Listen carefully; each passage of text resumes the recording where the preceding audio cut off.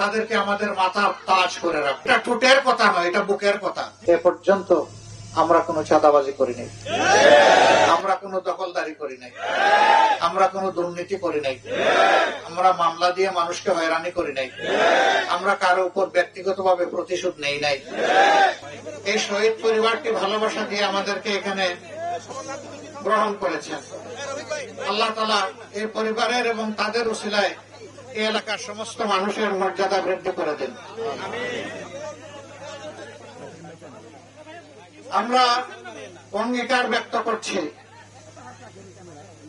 শহীদ আবু সাঈদ এবং তার সঙ্গীরা যারা জীবন দিয়ে আমাদেরকে রেডি করে গিয়েছেন, আমাদের ঘাড়ে তারা যে দায়িত্বের বোঝা রেখে গিয়েছেন, যে আমানতের বোঝা রেখে গিয়েছেন, তাদের মতো আমরা জীবন দিয়ে তাদের সেই আমানত রক্ষা করার জন্য আমরা লড়ে যাব ইনশাআল্লাহ।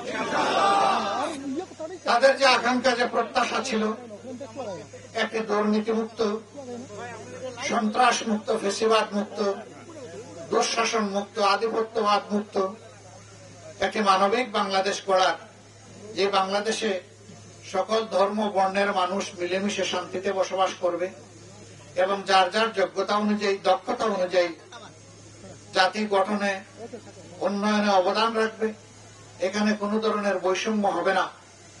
এর জন্য তারা রাস্তায় নেমে স্লোগান দিয়েছিল, উই ওয়ান্ট জাস্টিস। আমরা চাই ন্যায় বিচার, আমরা সেই ন্যায় বিচার প্রতিষ্ঠায় প্রতিজ্ঞাবদ্ধ।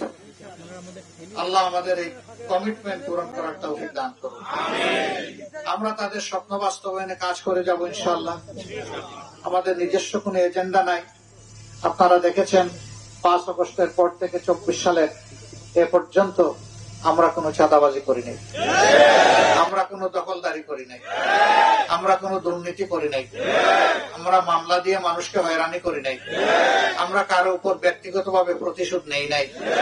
বরঞ্চ আমরা চেয়েছি একটি শান্তির বাংলাদেশ গঠন করার জন্য জাতিকে ঐক্যবদ্ধ করতে। আমরা আমাদের জাতিকে বিভক্ত করতে দেব না।